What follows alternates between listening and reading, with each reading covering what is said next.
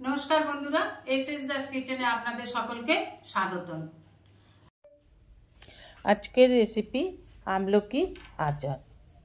प्रत्येक मानुषेरই उचित प्रत्येक दिन एकटा करे आमलकी खावा, किन्तु आमलकी कषा बोले अनेकेई आमरा खेते पारी ना, ताई आचार करे खेले कषा भावटा लागे ना। एखाने आमी 500 आमलकी निये निয়েছি। ओभेने একটা ससप्यान बसिए दिए दिलाम परिमाण मतन जल और दिए देव 1 टीस्पुन लवण दिए सिद्ध करे नेब। कतटा सिद्ध हबे देखुन, सिद्ध हওয়ার फले मुखेर काछटा फेटे जाबे, एकटु चाप दिले এই যে भाग হয়ে যাবে। এই পর্যন্ত সিদ্ধ করে নিতে হবে, এর থেকে বেশি সিদ্ধ করলে হবে না। নামিয়ে নিয়ে জলটা ঝরিয়ে একটু ঠান্ডা করে নেব। যতক্ষণ আমলকিটা ঠান্ডা হবে ততক্ষণে একটা মশলা বানিয়ে নেব।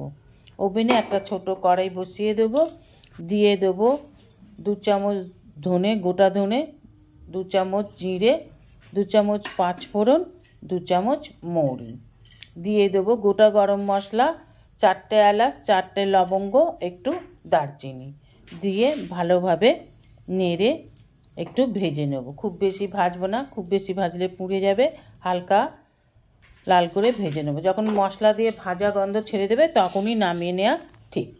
মশলাগুলো নামিয়ে নিলাম।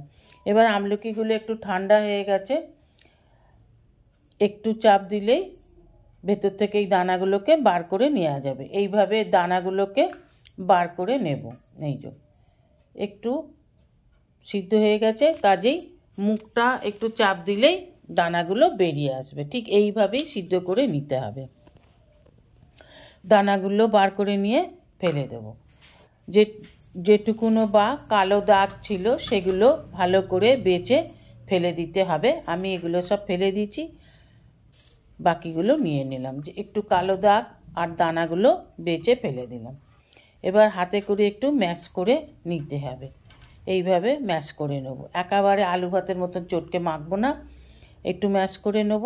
অল্প অল্প দানা থাকবে যেগুলো মুখে পড়লে ভালো লাগবে। এইভাবে আমি একটু ম্যাশ করে নিলাম। এবারে দিয়ে দেব পরিমাণ মতন খেজুরের গুড়। আমি এখানে খেজুর গুড় দিয়েছি, আপনারা এখানে যে কোনো গুঁড়ো ইউজ করতে পারেন। একটু খেজুর গুড় দিয়ে মেখে নেব। দিয়ে দেব 1 বাটি চিনি। এই চিনিটা দিয়ে এবার ভালো করে মেখে নেব। ভালো করে মেখে নিয়ে আমলকি থেকে যে জলটা আছে সেটাও বেরিয়ে আসবে আর চিনিটা আর গুড়টা মেল্ট হয়ে যাবে।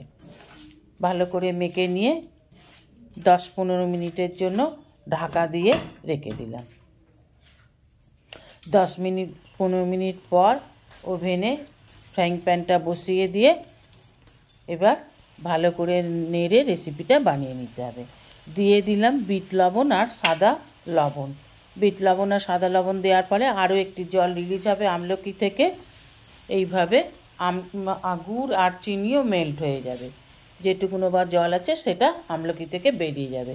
দিয়ে দিলাম লাল লঙ্কার গুঁড়ো আর হলুদ গুঁড়ো 1 টিস্পুন করে। এবার ভালোভাবে মশলাটার সাথে আমলকিটাকে মিশিয়ে নেব। আমলকিতে প্রচুর পরিমাণে ভিটামিন সি থাকে, তাই প্রত্যেকেরই উচিত প্রত্যেক দিন একটা করে আমলকি খাওয়া। এই সময় আমলকি বাজারে খুব বেশি পাওয়া যায়, তাই এই সময় আমলকি এনে সংরক্ষণ করে রাখা খুব ভালো। এবার দিয়ে দেব 2 পাতিলেবুর রস আর আগে থেকে ভেজে রাখা মশলাটা যে গুঁড়িয়ে নিয়েছিলাম সেই মশলাটা দিয়ে দেব 2 চামচ। যেসব বন্ধুরা আমার চ্যানেলটিকে সাবস্ক্রাইব করে আমার পরিবারের সদস্য হয়েছেন তাদের অসংখ্য ধন্যবাদ। যারা আমার চ্যানেলটিকে আজকে প্রথম দেখছেন এখনও সাবস্ক্রাইব করেননি, অনুরোধ রইল আমার চ্যানেলটিকে সাবস্ক্রাইব করার জন্য। ভিডিওটি ভালো লাগলে অবশ্যই আপনার আত্মীয় স্বজন বন্ধু বান্ধবের মাঝে শেয়ার করবেন, যাতে আরও 5 জন দর্শক ভিডিওটি দেখতে পারে। এবার ভালোভাবে নাড়াচাড়া করে একেবারে শুকনো হয়ে এলে জেলির মতন হয়ে গেলে এবার ঢাকা দিয়ে 2-3 মিনিট রেখে দেবো।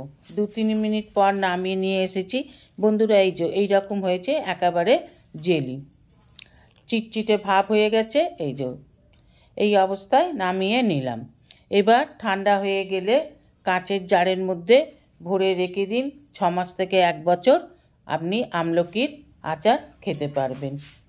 রোদে দেবার ঝামেলা নেই। আমলকি প্রত্যেক দিন খাওয়া ভালো। পেটের সমস্যা দূর করে, চুলের সমস্যা দূর করে, কোষ্ঠকাঠিন্য দূর করে, ডায়াবেটিস কমাতে সাহায্য করে, কোলেস্ট্রল নিয়ন্ত্রণে রাখে। প্রত্যেক দিনই উচিত আমলকি খাওয়া। এইভাবে করে সংরক্ষণ করে প্রত্যেক দিনই খেতে পারবেন। আমলকির আরেকটি রেসিপি, আমলকির মোরব্বা, এসএস দাস কিচেনে শেয়ার করা আছে। যদি আপনারা চান, আপনাদের ইচ্ছা হয়, তাহলে অবশ্যই আমলকির মোরব্বা রেসিপিটি দেখে নেওয়ার অনুরোধ রইল। ভিডিওটি ভালো লাগলে অবশ্যই একটা লাইক, কমেন্ট, সাবস্ক্রাইব করার অনুরোধ রইল। পাশে থাকা বেল আইকনটিতে ক্লিক করে দেবেন নিউ ভিডিওর আপডেট পাওয়ার জন্য। সবাই ভালো থাকবেন।